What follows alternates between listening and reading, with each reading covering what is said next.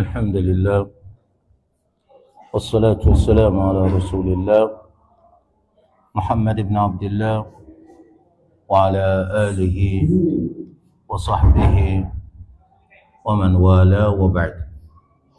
السلام عليكم ورحمة الله وبركاته. ونجي سيوتك إنه سورة ربيع الأول Hijra 1448 eléyìí tó ṣe déédéé ọjọ́ kẹrìndínlógún nínú oṣù kẹjọ miladi 2026 ní mọ́sálásí ńlá ìlú Ìbàdàn. A tẹ̀síwájú pẹ̀lú àlàyé tá à ń ṣe fúnra wa nípa ń tó yẹ kó jẹ́ ìgbàgbọ́ wa eléyìí tá a máa ṣàmúlò rẹ̀ láyé tí ó máa tukọ̀ wa pẹ̀lú ẹlẹ́dàá wa ti ṣe fẹ́ tá a fi di pé àpàdé ẹlẹ́dàá wa kọ́lọ̀ ó lè bá já sí rere láyé ń bí àti lọ́la gbẹ̀ngàn al-qiyamah. àti bá ọ̀rọ̀ débi pé à ń sọ nípa Ànábì wa Muhammad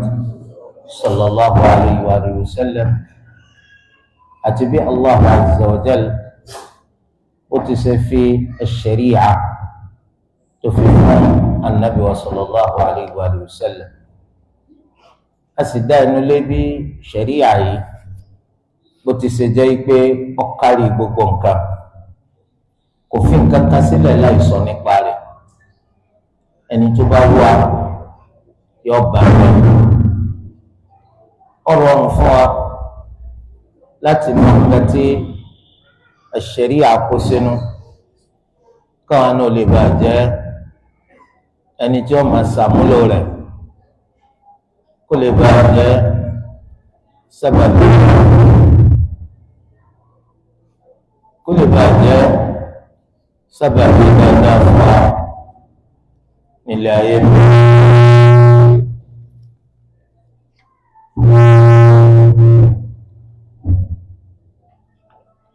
Kó lè bàa jẹ́ sábàbí dáadáa fún wa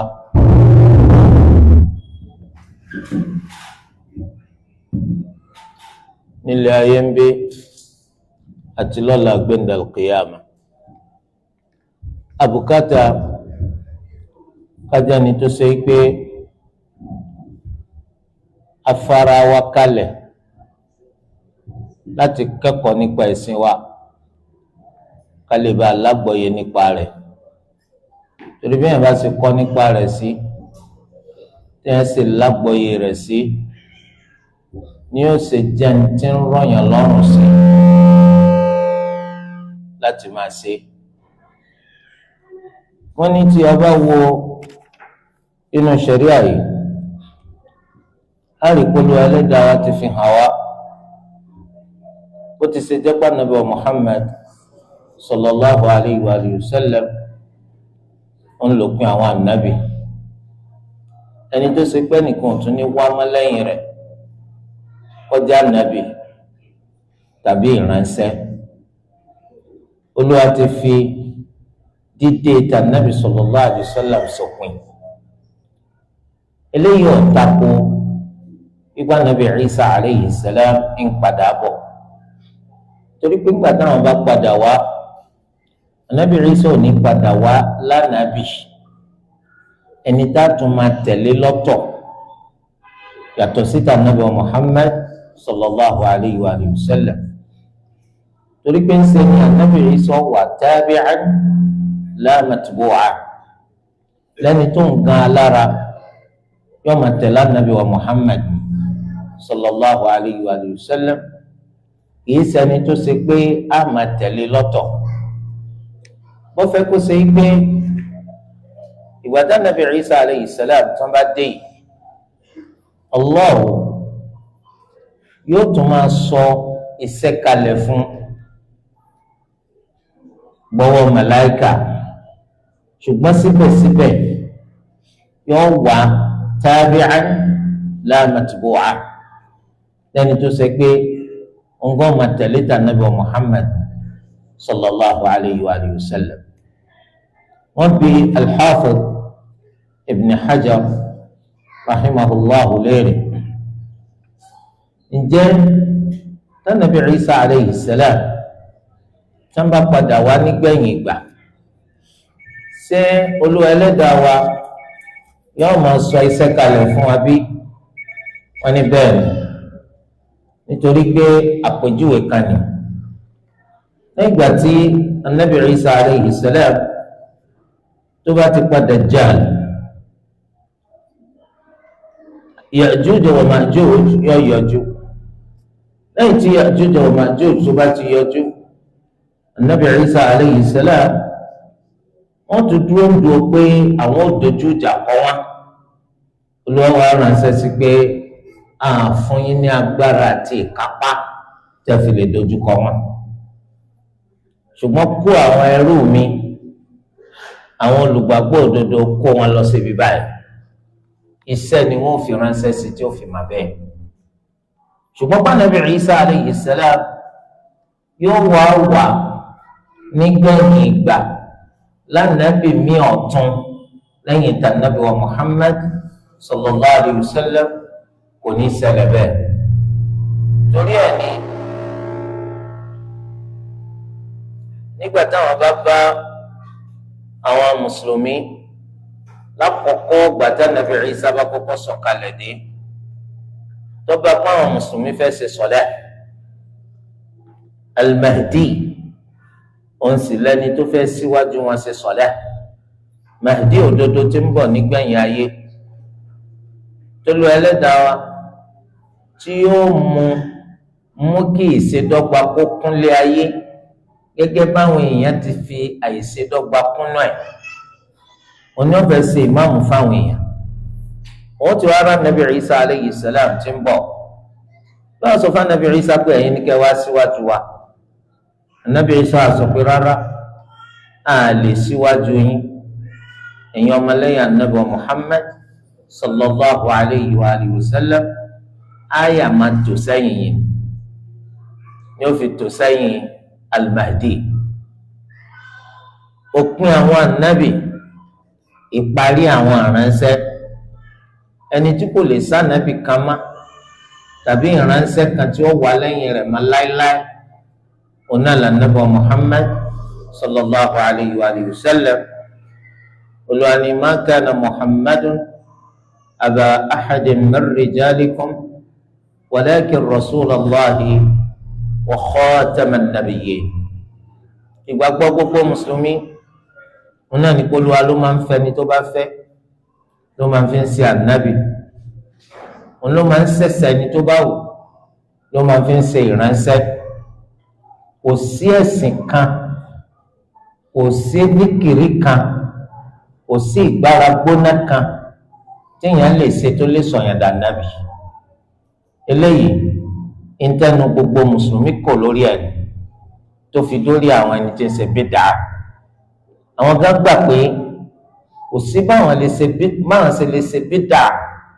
gbókun gbòdòdó tó lè sọ àwọn dànábì. ẹ̀rí wọ́n lè máa fira wọn jẹ oyè kan nínú bídà ọ pẹ̀lú ìgáwófò ni o, eléyìí kótóbò ni o, eléyìí kìíní kan ni o, ẹni gbọ́ pẹ̀lú ìyá ànábì. torí pé gbogbo wọn náà gbà pé Allahu yastafi minal malaikati rusulan wa minan nas. Allahu máa ń ṣẹ̀ṣà ni tó bá fẹ́, ó máa ń fi wọ́n ṣe ìránṣẹ́ láti inú àwọn màláìkà, bẹ́ẹ̀ ló máa ń ṣẹ̀ṣà àwọn ẹni tó bá fẹ́, ó máa ń fi wọ́n ṣe ìránṣẹ́ láti inú àwọn èèyàn. tẹ́lẹ̀ ìbáyé wa báwọn a jẹ́ pé ìgbàgbọ́ tiwa eléyìí tó dúró digbí tó sì rẹ́sẹ̀ walẹ̀ mú sínsín, òun náà ni pé kò lè sí ẹnìkan tí ó tún jẹ́ ànábì máa lẹ́yìn ànábì wa Muhammad sallallahu alayhi wa sallam títí dijọ́ gbẹ̀ndàl qiyama. bẹ́ẹ̀ nìkan bá dánrú ẹ̀wò tó bá pera rẹ̀ bẹ́ẹ̀ àti mọ̀ pópó rọ̀ ni, kò lè jẹ́ bẹ́ẹ̀ àfikọ́jọ́ pòrọ̀. Ànábì sallallahu alayhi wa sallam wọ́n sì ti fún wa nírò wípé àwọn èèyàn ọgbọ̀n wọ́n yọjú lẹ́yìn àwọn tí kálukú ọmọ pera rẹ̀ lánàbì. ṣùgbọ́n la nabiyya ba'di kò sí ànábì kan tí ó wà lẹ́yìn kò sí ànábì kan tí ó wà lẹ́yìn gbogbo aláti máa Musaylimatul kadhdhab Musaylima òpùrọ́ gbogbo oníkálukú tá a bá yẹ ìwé tá a fi dá ní mà táwọn olùmọ̀kọ tó jẹ́ pé tá a bá fẹ́ mọ̀ nípa lágbájá á sọ pé lágbájá kí ni tá a fi dá àmà jù láyé tó bá sọ pé lùmà ni á sọ pé lùmà nípa tafsir olùmà nípa fiqh olùmà nípa alhadith abólùmà nípa èdè lárúbáwá abólùmà nípa kíni nítorí pé tẹ́ bá yíyan nàna rẹ̀ tẹ́ yíyan fún wa yóò di ká matira tá a wà lọ tá a fi tètè rí nítorí pé àwọn olùmọ̀ ẹ̀sìn Islam wọ́n ṣiṣẹ́ fún tọ́pọ̀ ẹni tó yẹ pé olùmọ̀ ní nípa alhadith anítìrà tá a ti wá wọn kan àwọn tó jẹ́ olùmọ̀ nípa atafsir anítìrà tá a ti wá wọn kan alqira'at onítìrà tá a ti wá wọn kan àwọn tó jẹ́ olùmọ̀ nípa fiqh asọ̀pọ̀ olùmọ̀ fiqh madhabu wo onítìrà tá a ti wá wọn kan ẹni tó jẹ́ pé olùmọ̀ ní nípa èdè lárúbáwá onítìrà tá a ti wá wọn kan ó kàn jẹ́ gbajúgbajà ni onítìrà tá a ti wá wọn kan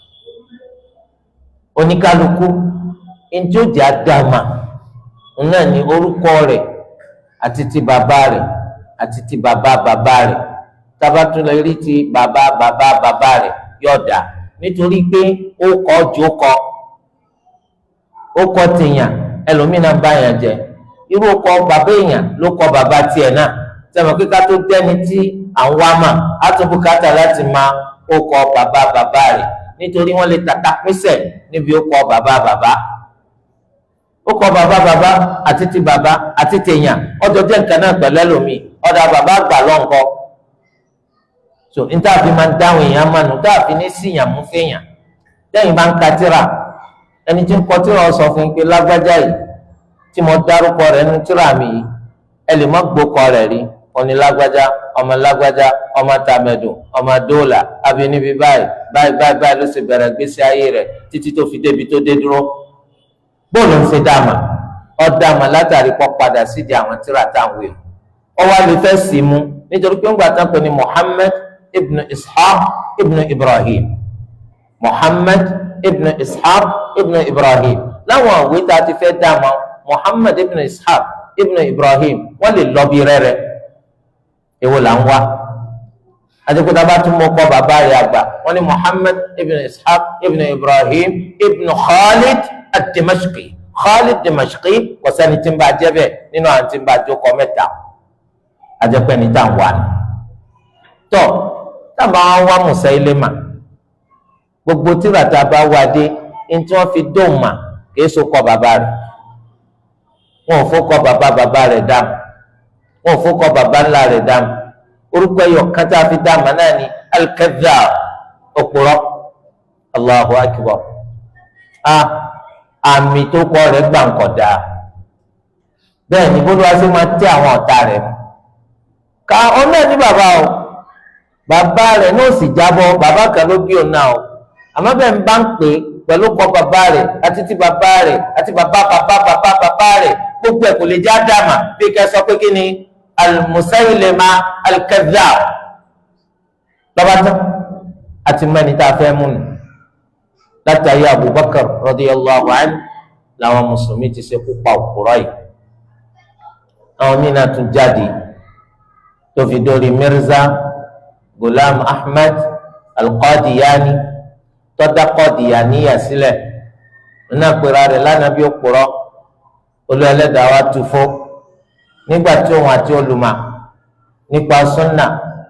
wọ́n pè ní Thana'ullahi at-Tasturi tí wọ́n jọ wákò bàbá yẹn wá ní já ṣépè fúnra wa tó bá pè wọ́n lọ bá wà lórí irọ́ tó bá pè mí mọ́ bá wà lórí irọ́ ẹni tó jókòó rọ nínú àwọn méjèèjì olú ẹlẹ́dàá kó ṣekú pa kọ́mọ́tún rẹ̀ míì kọ́tún kọ́ ọmọ yìí kò lè lórí kọ́mọ́ àfọwọ́rọ́ rí kú o kọ́mọ́ fọwọ́rọ́ rí kú bí àjàkálẹ̀ àrùn oníkọ́ pa bí kọ́ yí àgbẹ̀ kú kọ́ yí àgbẹ̀ kọ́ yà fún ma níjọ́ ṣẹlẹ̀ nu bí Mirza Ghulam Ahmad Qadiani bó ti ṣe kúnnù ìgbẹ́ lọ́yà nítorí pé Olúwa Ẹlẹ́dàá kì í fi òdodo sílẹ̀ kọ́ra rẹ̀ kì í sì fi àwọn olódodo sílẹ̀ kọ́rọ̀ wọn kọ́kàn lọ lásán. Olúwa Ẹlẹ́dàá wa gbà pé eléyìí ló purọ́ ẹni tí ń pera rẹ̀ lánàbì láì já nàbì tó fẹ́ bẹ́sìn Allahu jẹ́ Olúwa kádàrá pé kó yàgbẹ́ kù ó ti ń dìde lọ yàgbẹ́ níbi tá à ti ń dáwọ́ tẹ́lẹ̀ ó lọ títí ọgbà bẹ́ẹ̀ máa ó padà dẹni tí ń yàgbẹ́ sórí ibùsùn ó yàgbẹ́ síbẹ̀ títí tó fi kú ni. bẹ́ẹ̀ ni tíyẹn náà bá ti jókòó rọ kò sí ní tó Olúwa Ẹlẹ́dàá ò lè pé kó ṣẹlẹ̀ sí kò sí ní tí ò lè ṣẹlẹ̀ sí nítorí pé Olúwa alágbára ni lórí gbogbo nǹkan. kò sànàbí mi mà lẹ́yìn anabi wa Muhammad sallallahu alayhi wa sallam bẹ́ẹ̀ ni kò sí ìránṣẹ́ mi mà lẹ́yìn anabi sallallahu alayhi wa sallam. nínú ẹ̀sìn àwọn oníṣọ́ọ̀ṣì àwọn gbàgbọ́ pé nínú oyè tí wọ́n máa ń fira wọn jẹ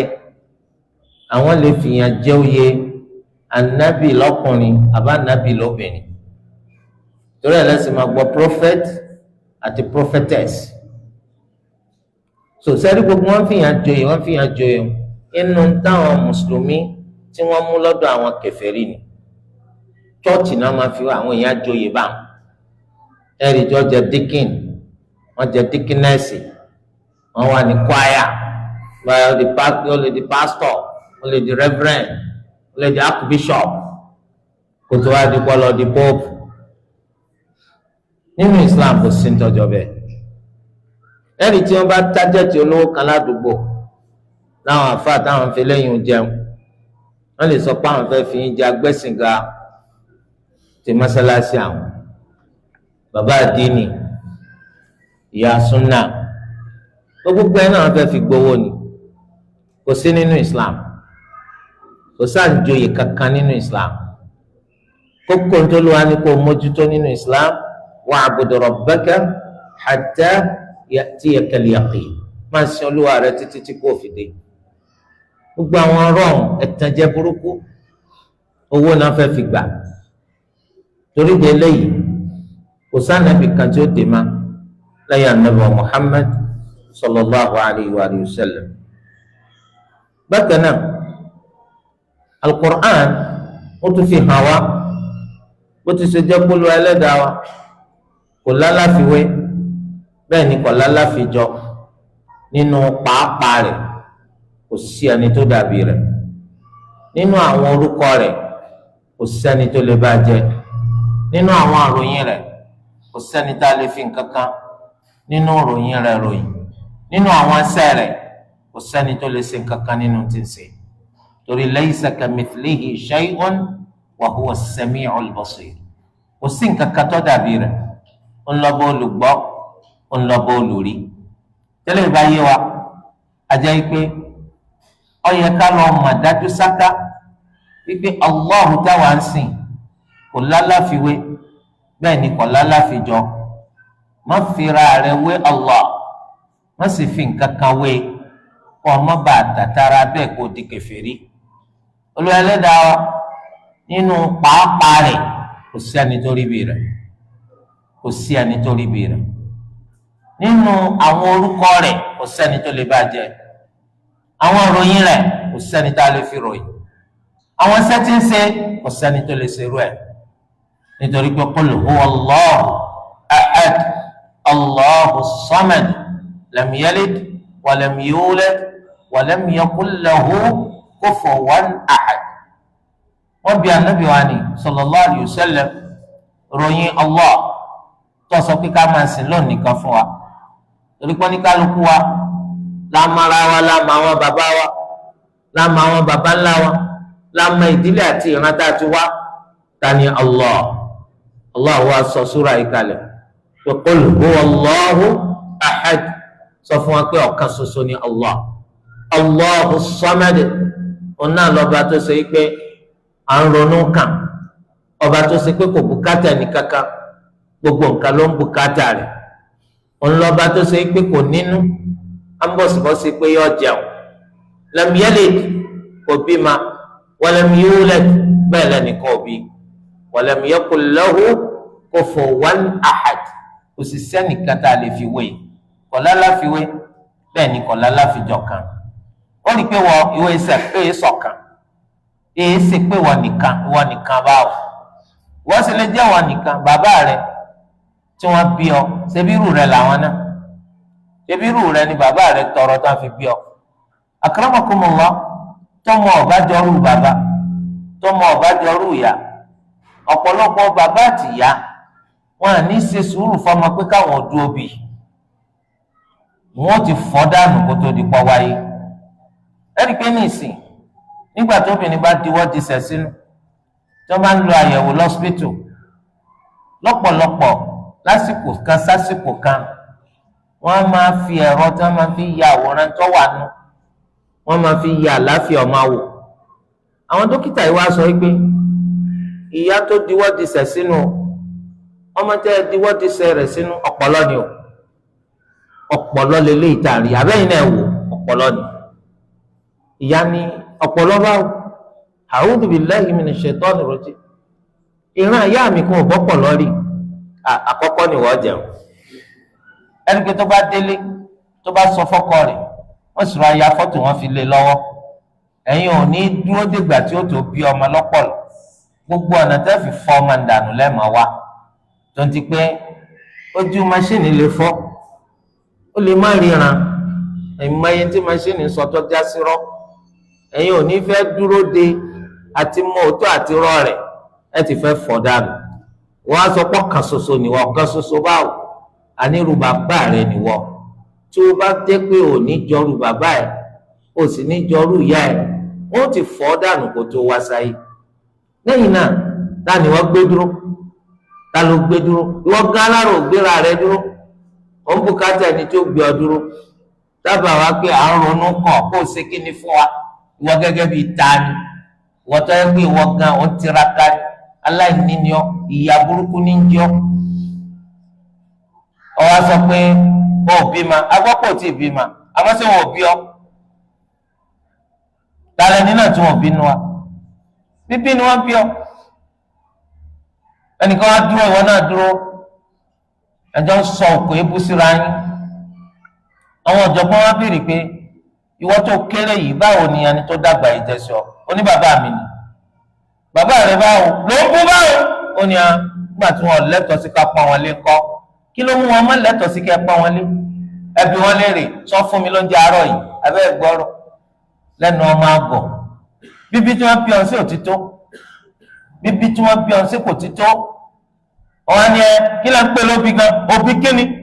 kékeré kúkú máa ń lóbi sí òpè ọ lóbi náà nítorí pé ìwọ èèyàn ni ọ gbogbo ẹranko gan lóbi tóbi torí ẹ wọ́n bí wa ni o sì lè sọ pé ẹnìkan jọ̀wọ́ kò sí jọ ẹni tó jọ pọ̀ jù ó rí i pé ńgbà tó ń bọ̀ ọdọkọ̀ dúró ọkọ̀ dúró fún ọ ẹ tún lọ síwájú ẹlòmínà tún dọ́kọ̀ dúró sọ àgbérù rẹ ni ọkọ̀ tún dúró fún ọ̀nà pàtó wọnú ọkọ̀ àwọn tó lọ bá nu ọkọ̀ sí báwọn èèyàn bíi tiẹ̀ ni sọ ó tún mẹ́sì kẹ́ńtọ́ jọ pọ̀ tó bá wọnú ọkọ̀ tó rí pé gbogbo wọn ọjọ́ yàn ìwìn làwọn eléyìí ìlà ó túlẹ̀ bí mọ́tò ọba dúró gan lè gbójú fèrèsé pé ojú má níbi. so irú wa pọ̀ torí de eléyìí Allahu azza wa jalla nìkan ní kò sẹ́ni tó dàbí ẹ̀. asọ́dún ní kí wọ́n máa sọ pé ta lórí bí mi asọ́dún burúkú tó sì jáde láti ẹnu ẹlẹ́nu rúnrún torí pé tó bá ronú ọmọ pé gbogbo àwọn ẹni tó ń sakọ sí un irú rẹ̀ ni wọ́n. Allah kan gbé nìkan ga jù ẹnìkan lọ ni gbígbé tó wá gbé nìkan ga jù ẹnìkan lọ kò túmọ̀ sí káwọn èsè irú rẹ̀ ni gbogbo èèyàn tó rí wọn ṣùgbọ́n ló wá kù kún ọ díẹ̀ ó ju tiwọn lọ ẹnìkan níjọ ẹnìkan lọ ẹnìkan ga jù ẹnìkan lọ ẹnìkan nípò jù ẹnìkan lọ kò pa ìṣerú ara wa ẹlẹ́jà jẹ́wọ́ bá ṣe jẹ́ fúnra wa asọ́dún lásán ni tọ́ka tẹnu ẹlẹ́nu rúrùn jáde gbọ́dọ̀ jẹ́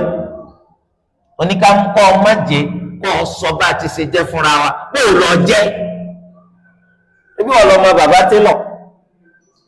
abẹ́ẹ̀kọ́ tí o sì lọ sí sùkúù tí ń bẹ lókè bọ́lá abẹ́ẹ̀kọ́ ìwọ tó ṣe pé ìgbà wo lo tó má fẹ́ lì má ebi wọn náà ni ọwọ́ ni ẹ mẹ́jẹ ká sọ bá a ṣe jẹ́ fúnra wa asọ́dún burúkú ni nígbà tí ẹ bá ti jẹ́ páàgùn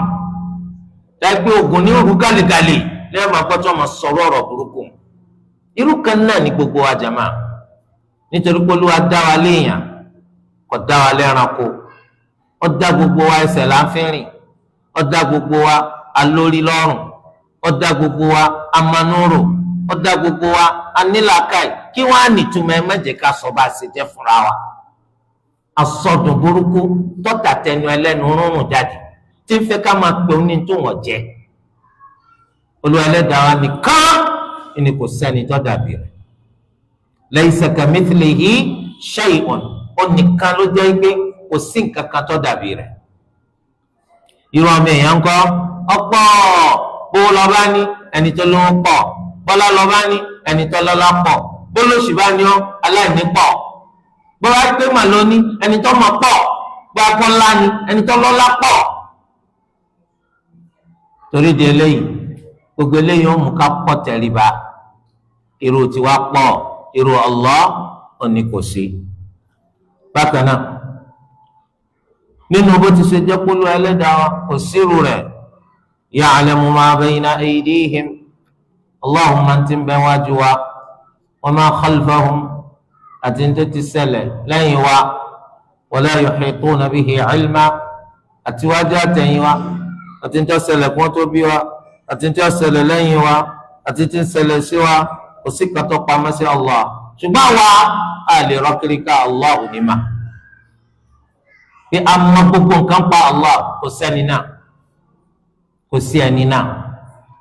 bákan náà Al-Qur'ani yìí ó kárí gbogbo nǹkan ó tún fèsì fáwọn ẹni tí ń tako kádàrá àwọn ẹni tí ń tako kádàrá táwọn máa sọ pé kò sí kádàrá járe kádàrá wà ìdí nu tó fi jẹ́ pé Olúwa Ẹlẹ́dàá wa ó dá wa léèyàn ó mú káwọn kan ní káwọn kan má ní ó mú káwọn kan rí ó sì mú káwọn kan má rí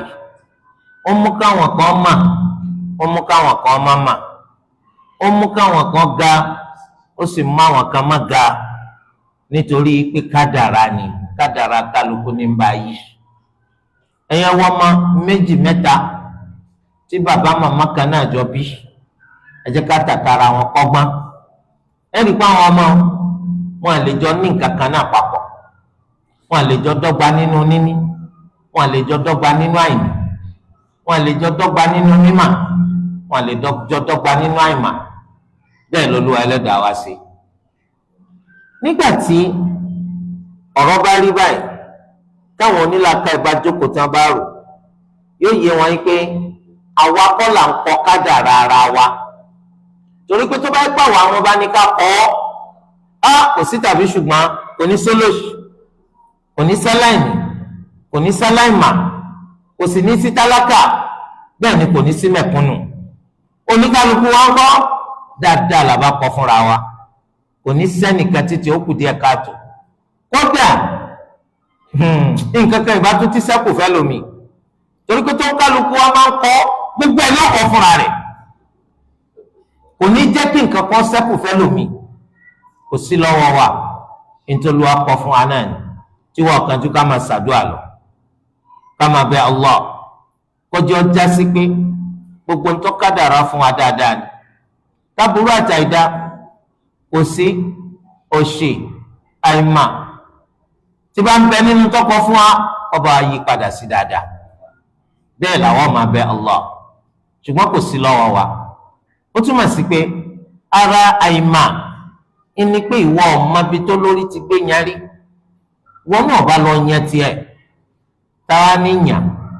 ńbọ la ti yàn ṣé wọ́n yàn fún wa ní àbáwá la yàn ẹ tún Yorùbá ń ṣe wọ́n yàn fún wa ní àbáwá la yàn Olúwa Ẹlẹ́dàá ló yàn fún wa Olúwa ló kọ kádàrá fún wa àwa kò kọ kankan nítorí pé tó bá fi sílẹ̀ fún wa pé ká kọ́ àbá tó wá mọye dáadáa ara rẹ̀ nìkan lọ́kọ̀ fún àpèjúwe kan ní wọ́n kó ráìsì wọ̀ Ìbàdàn yìí wọ́n wá jẹ́ tírélà 100 tírélà 100 tírélà kọ̀ọ̀kan iye ráìsì tó wà ń bẹ̀ wọ́n ní 3,000 ni wọ́n wá kó tírélà 100 wá ìwọ ni wọ́n wá kó wá sọ́dọ̀ rẹ̀ wọ́n sọ fún ọ pé bẹ́ẹ̀ bá ṣe rí ẹ sí ẹgbẹ́dẹ̀ bẹ́ẹ̀ bá ṣe rí ẹ sí 3,000 àpò ráìsì ní bẹ́ẹ̀nu tírélà kan wọ́n sì kó 100 wá 3,000 times 100 kí ló jẹun 300,000 bags. Akramakumullah níbi tọ́mọ èèyàn burú dé ó lè kó wálé ráìsì tí ò ní jẹ tátí èkó wàláhì ó lè kó wálé tí àwọn ìyàwó rẹ̀ bá wá pàkíyèsí pé ráìsì pọ̀ nílùú gan làwa gan jẹ ìfẹ́ kí wọ́n máa bá mi sọ̀rọ̀ burúkú wọ́n ní bí mo bá ti ṣe fẹ́ kí n ṣe nítèmi sì fẹ́ ni pé èmi àtẹ̀yìn nìkan ládàá ìsèjẹ wọ́n ní àti ó ti bàjẹ́ ká tó jẹ́ tán ọ̀dà tó bá jẹ́ bẹ́ẹ̀ ń pè àwọn ẹni tí wọ́n ra ráìsì kan wá rà la ilaha illallah ráìsì tó jẹ́ 1,700,000 àpò ráìsì ní àpò kọ̀ọ̀kan ẹ̀dàkùn èèyàn 300,000 adíyàkù fáwọn èèyàn àbá àdínkù ẹwọ́n ni àwọn èèyàn yóò kó ní pé ìníjẹ́ nìkan rí bẹ́ẹ̀ tí gbogbo ará àdúgbò bá ní ráìsì tárí tá ń sọ ní òní mi báwa náà ni wọ́n fi sọ rí pé kẹ́pin fún wa pé kò ní dáa fún rọ níbo wọ́n ti sọ bẹ́ẹ̀ torí pé tara kálukú ni kálukú máa mà ènìyàn kì í sábà ro tẹlòmíì má tiẹ̀ nígbà tá a sì mọ̀ pé igi kan rí òsì tó lè dágbó sí ò lè dásẹ̀ ní o bùkátà àwọn èèyàn yìí báwọn náà ṣe bùkátà rẹ̀ lónìí tó fi sọ́dọ̀ tiẹ̀ kí ló dé tó pín kárí tó bá fi sọ́dọ̀ ẹlòmíì náà lọ́la tí ọmọ kó o ti fẹ́ fìlànà burúkú lé lẹ́nu ó náà ní pín torí di eléyìí bẹ́ẹ̀ náà ní kádàrà kápẹ́ wọ́n fi hàn wá iye dáadáa báyìí lọ́wọ́ kálukú ọmọ kọ́ fúnra rẹ̀ ẹ rí i pé kálukú ọkọ̀ gbogbo ẹ̀ fúnra rẹ̀ débi péjọ ọ̀sẹ̀lẹ̀ pé gbogbo ẹ̀ ni wọ́n ti kọ́ wọ́n náà ti kọ́ gbogbo ẹ̀ wọ́n náà ti kọ́ gbogbo ẹ̀ kí ló fẹ́ kọ́ kù sẹ́nìkan. àmọ́ Olúwa ò fi hàn nìkan kan òun náà lọ́kọ̀ àkọọ́lẹ̀ bàbá rẹ̀ kọ́ máa ń tán kọ́ fún ọ ìwọ gan ọ̀ máa ń tán kọ́ fún bàbá rẹ̀ màmá rẹ̀ kọ́ máa ń tán kọ́ fún ọ ìwọ gan àìmọ̀kádàrá kálukú ló jẹ́ kárí ilé ayé gbé torí pé láti ìgbà tó máa ti wà nípò pé rákòrò láwọn kan bá ti gbé sọ́sódò láti ìgbà tó máa míì ti jáde láti inú ìyá rẹ̀ ní wọ́n bá ti jí gbé lọ ṣùgbọ́n àmọ̀kádàrá báwo a lè léyìí pẹ̀lú ìgbàgbọ́ Yorùbá pọ́nmọ́tà bí o alọ́wọ́ akẹsẹ̀jáyé rẹ̀ irọ́ lásán gbogbo ẹ̀ irọ́ lọ́ba dé irọ́ gidi lọ́ba dé ẹ sì rí tó ń ti pé irọ́ lọ́ba dé òun yóò bá fi àṣà àti ṣe rọ́yìn wọ́n fi hara wọn lé màdébì kan ẹnì pọ̀ ọmọ tó bá ti bí láwọn aláwọ̀ wọ̀nyẹn láwọn ẹlẹ́bọ àwọn olóòṣà wọn yún tán láwọn lọ wo akẹsẹ̀jáyé rẹ̀ babaláwo wá sọ fún wọn pé ọmọ ológo lọmọ yìí o ọmọ yóò ga yóò gbé orúkọ ìdílé yìí ga ṣùgbọ́n ìwọ kan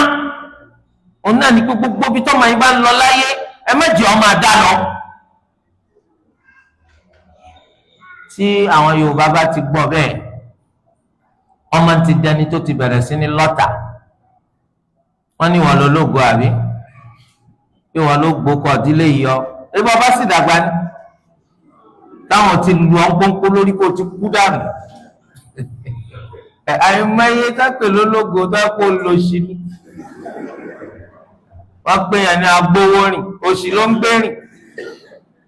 so nítorí wọn bá kọ pé yàn jẹ ní ọjà ní kó ọmọ kádà rẹ nìkan ṣe mọ̀ pé ẹ̀yìn tó lù wá sọ yín di tó sọ yín dà ní dáadáa àbókù díẹ̀ káàtó làwọn èèyàn ń kọ́ ààrin lórí ọ̀rọ̀ yìí. Allahu akbar, ẹ̀wọ̀n tó máa yí padà wá dà. Allahu akbar, ṣé pọ́nmọ́ yóò di èèyàn ńlá báyìí? Àbí bẹ́ẹ̀ kọ́ ní ṣe gbogbo aláyé bí ṣe máa ṣe wá nù. Tọ́ba ẹ̀kọ́ Olúwa ti fi hàn wá, ẹ gbàgbé ẹ̀ ń pélé ayé le, ẹ gbà pé kò tí ì le. Tó gbígbé pamọ́ tó Olúwa gbé pamọ́, ó fún wa láǹfààní àti rílé ayé gbé. Ní àárín ọkùnrin kan tó ní ìyàwó méjì mẹ́ta mẹ́rin, tó bá ṣe pé kádàrá àwọn ọmọ àti tàwọn òbí bá hàn ní, ilé wọn dàrú. Ilé wọn dàrú. Ṣé mọ̀ pé eléyìí bímọ, eléyìí náà bímọ. Ó wá hàn sí wa wípé ọ̀kan nínú àwọn ọmọ tẹ́lẹ̀ yìí bí kò síbi tí wọn ò ti ní dààmú láyé. Ọ̀kan nínú àwọn ọmọ tẹ́lẹ̀ yìí sì bí yóò lówó yóò kọjá ti Kọ́rúnà.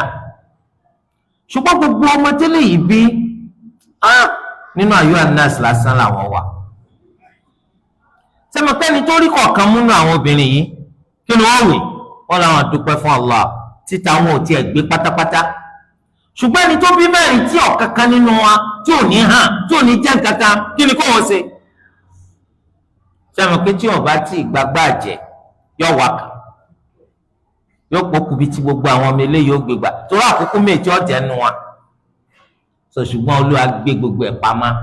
Kò sẹ́ni tó mọ kádàrá rẹ̀ nìkan, ìwọ gan alára ọmọ tara rẹ̀ nítorí bá wu Allah ló lè sọ́dà. Ẹ rí i pé gbogbo ìgbésẹ̀ tẹ́ gbé láyé tẹ́ fi jẹ́ lónìí ẹ̀ dágbé. Tó bá gbé màlẹ́ni kì í sẹ́yìn nìkan lẹ́ ń dá kọ́mà. Tó bá gbé bìkan lẹ́ ti kọ́mà pàtó kì í sẹ́yìn nìkan lẹ́ kọ́mà bẹ́ẹ̀. Tó bá gbé àkókò kan lẹ kọ́mà níbi pàtó kìí sẹ́yìn nìkan lẹ wà ń bẹ̀ ń bà. Ok, ẹ sì jọ kọ́ pẹ̀lú àwọn èèyàn ọjọ́ yé yín bákan náà kódà àwọn kan tó ń bẹnu wọn tó yé wọn jù yín lọ. Kí ló dé tí Allah ó sẹ́yìn bó ṣe ṣe yín tí ó sàwọn bó ṣe ṣe yín? Sọ̀rọ̀ pé àṣírí ni tó kó lu ànìkan lọ́mà. Aṣọ lẹ́ ń tà ìwà tí wàá ní owó kọjá sísọ nídìí aṣọ tẹ́ǹtà. Sẹ́wọ̀n kọ́ aṣọ tẹ́ǹtà ní ọjà tẹ́ǹtì ń tajà ẹ̀yin nìkan kọ́ lẹ̀ ń tà. Àwọn ẹni tẹ́ǹtọ́ ń tà ẹ̀ pọ̀. Ẹ sì mọ̀ pé ọjà tẹ́ǹtà yìí gan ẹ̀yin kọ́ lẹ̀ ṣàdédé múra yín wá bẹ̀. Ẹ lọ kọ́ṣẹ́ lọ́dọ̀ ọ̀gá ni. Ọ̀gá ti ń ṣiṣẹ́ ogún ọdún kó tó di pé ẹ̀yin wá kọ́ṣẹ́. Ọ̀gá ti ń bẹ lẹ́nu pé ti ń lówó ogún ọdún kó tó di pé ìwà kọsẹ̀. Ìgbà tẹ́yìn ọwà dìde ọ̀gá tún padà wá gba ọjà lọ́dọ̀ yín tà. Ṣé tí kádàrá yẹn bá hàn sọ́gà tó bá jẹ́ mùmínì náà sí ọkàn rẹ̀ ó balẹ̀ sí kẹjọ ńlọ? Olúwa Ẹlẹ́dàá wa gbé gbogbo àṣírí ìpamọ́. Ìyẹn ni pé gbogbo ọ̀nà táwọn èèyàn gbà láyé tán fi jẹ́ tí wọ́n jẹ́ wọn kì í dábẹ̀ tọ̀. Ṣùgbọ́n Olúwa ló máa ń gbé ẹni tó bá fẹ́ ga lórí ẹlòmíì. Yóò rẹ eléyìí sílẹ̀ yóò gbé eléyìí ga káyé ó lè bá a ṣe gbé. Tí gbogbo wa bá ga bákan náà ayé ò ní ṣe gbé o. Ayé yìí ò ní ṣe gbé. Ta lẹni náà tí ọba máa bá wa kọ́lé? Tí gbogbo wa bá jẹ́ pé a lówó bíi Kọ́rúnà a sì lè pàṣẹ fúnlé kọ́kọ́ra rẹ̀. Olówó nìwọ náà, olówó lèmi náà, mọ́ alọ́ba ń kọ́lé gba ṣé ẹwí ni àbọ̀ jábọ́ àbórí yóò pè. Kíta ni wọ́n bá ta ni kọ́lé. Ambọ̀sibọ́sí káwọn kan máa kólẹ̀ tá ń dà sí títì. Ẹni pé àwọn ń kó àwọn ọlọ́mọ wọn pé Allahu Akbar, mo dúpẹ́ ìwọ Allah tí ò ṣe tèmi lápọ́pọ́tà máa tan rẹ̀ jẹ. Ó rí pé bóun ṣe ń kó inú tí ọ̀bàjẹ́ inú rẹ̀ máa dùn ni pé ó ti ẹ̀ dúpẹ́ fún Allah ẹnìkan ní orí yìí ṣe. Allahu Akbar, tí Allah ọba ṣe bẹ́ẹ̀ sẹ́rù pélé ayé ṣe gbé ni kò ní ṣe gbé. Ọbẹ̀ nínú wa ẹni tó yẹ pé ó ti tọ́dún márùn-ún kẹ́yìn tó ti fọwọ́ ara rẹ̀ fọṣọ rẹ̀ báyìí. Kí ló dé? Ó lóun ò lè dá fọṣọ mọ́, kò ní mọ́. Owó ló ń jẹ́ báyẹn, owó ló ń jẹ́ báyẹn kò ní mọ́. Ìyàwó rẹ̀ bá nà ìyàwó wọn yóò fọṣọ. Alágbàfọ̀ tó ń bá wa fọ̀ ṣé òun náà fẹ́ fẹ̀yìntì ni? òun náà fẹ́ fẹ̀yìntì ọ̀dà tí wàá pé gbogbo àdọ́gbadọ́gba tani ọmọ bọ́ fọ́sọ́ ẹ tún kó aṣọ ẹ sọ pé wo bí àyà yẹn o epo kan bẹ́ẹ̀ o kẹ́ ẹ fọ́ kọ́ máa o mo rò pé yé yín la ilaha illallah olóòmọ ókè sà mo ti bọ́ sà lórí èlò sọ tí Allah bá gbá àwọn kan ga lórí àwọn kan bóòlù ń ṣe rò pé ó lè ṣèṣe nísìn agbéra à ń bọ̀ látọjọ́ à ń lọ Dùgbẹ̀ bọ́ọ̀sì tá a wá wọ̀ ọmọ èèyàn tán bíbí tiwa wọn ló ń ṣàgbèrò ó ń pèrò sọ́kọ̀ ó ní dúgbẹ́dúgbẹ́dúgbẹ́ dúgbẹ́dúgbẹ́dúgbẹ́ wọ́n wá ń wò pé kéèrè àwọn nìjọ́ rẹ̀ ọ̀gá kọ̀ọ̀dọ̀ ọgbẹ́ ó kọ́kálẹ̀ ní ọgbà kọ̀ǹdọ̀ rẹ̀gbẹ̀rẹ̀gbẹ̀ subhanallah tẹ́ ẹ bá wò láti ìgbà tó bá ti bẹ̀rẹ̀ ṣẹ́ títí tí lè sùn ènìyàn ní ọgbà tó wọn bá ṣe ó lè jẹ́ pọ́nà àtijọ́ rẹ̀ ò ní sí tí Allah ọba ní kọ́ máa bó ṣe máa tani ọba máa ṣe kò lè ṣeé ṣe kẹ́ni tí ó ń wakọ̀ kó máa wakọ̀ kó tó jẹ́ pé lákòókò kan náà olóòtú máa pèrò sọ́kọ̀ ọ̀kọ́ gbà kan mọ́kàn lọ́wọ́ ó lè fi mọ́tò gbáyà akramakumullah Allah ò ṣe bẹ́ẹ̀ káyé ó lè ṣe gbé ni tí ọba ṣe bẹ́ẹ̀ ayé yìí ò ní ṣe gbé torí ẹ̀ olúwa ló ń ṣe bẹ́ẹ̀ liyattakhidha ba'dukum ba'dan sukhriya kápá kan lè bá a máa lu apá kan kápá kan lè máa ṣiṣẹ́ fún apá kan tí ọba jẹ́ bẹ́ẹ̀ tí wọ́n tó gbogbo ala nídọ́gba ọ̀la ayé ò ní ṣe gbé tí gbogbo abá sì ya kùsẹ̀ tàbí olóṣì ayé ò tún ní ṣe gbé torí di eléyìí kádàrá ń bẹ o kádàrá ń bẹ Olúwa Ẹlẹ́dàá ló kádàrá káwọn kan jẹ́ mùsùlùmí ló kádàrá káwọn kan jẹ́ kèfèrí mọ́ rò káwọn kèfèrí yẹn wọ́n ní làákàyè o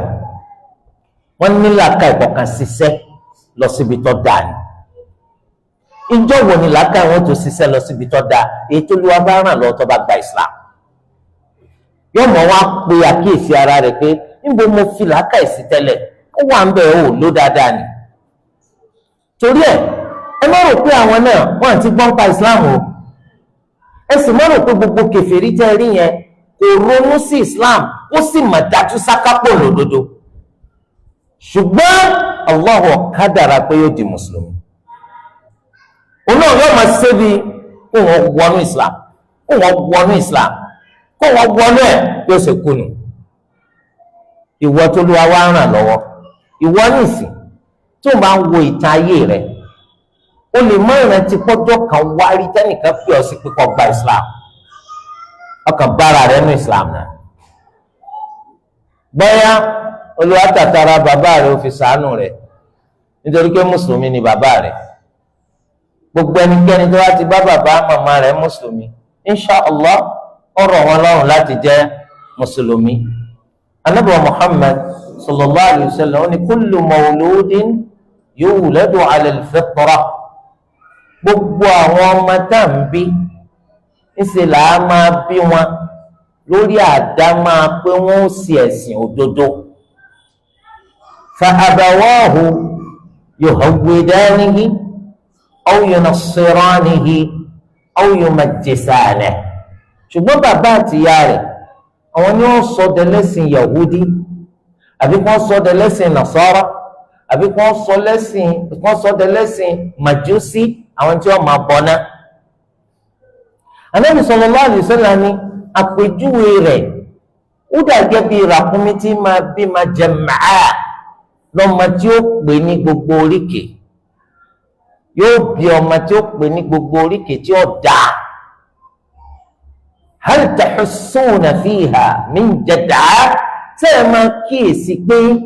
ọmọ kan bẹ tí ràkúnmí bírí tó gé lórí kẹkà kò sí gbogbo ọmọ tán bá bí ẹ̀rí pa àwọn ọmọ tó pè ní ẹni rí pọ́ gé létí ẹni rí pọ́ gé mú ẹni rí pọ́ dá lẹ́sẹ̀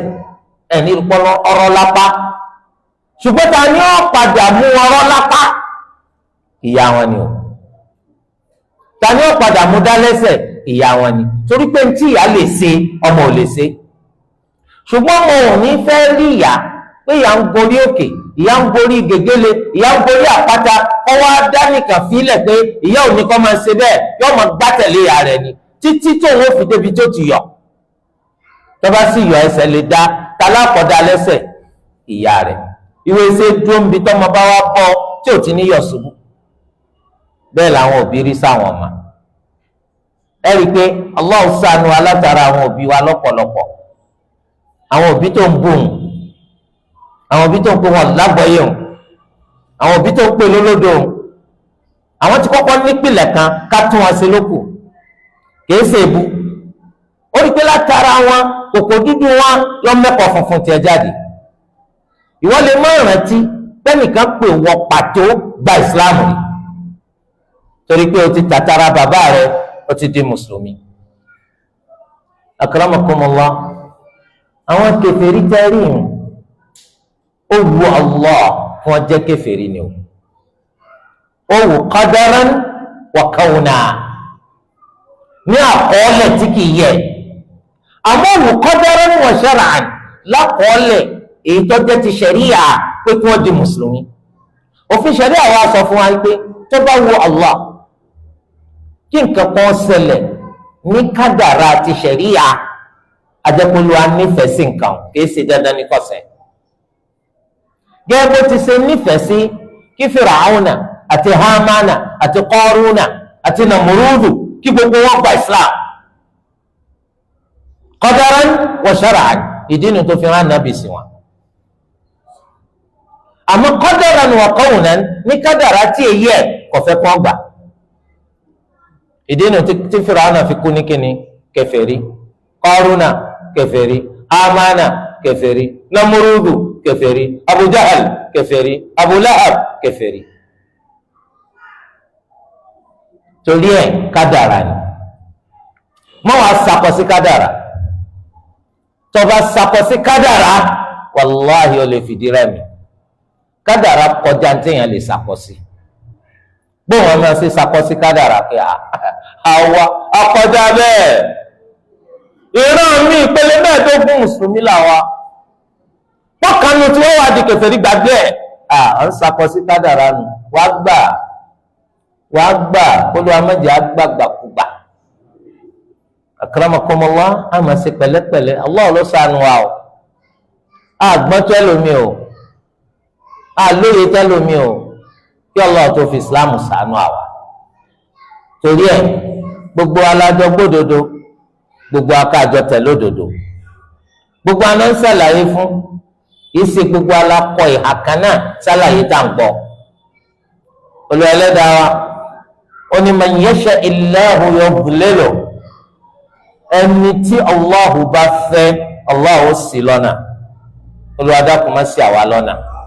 ẹ mọ̀ pé tí Allahu bá fẹ́ kí nǹkan kan ṣe àṣẹni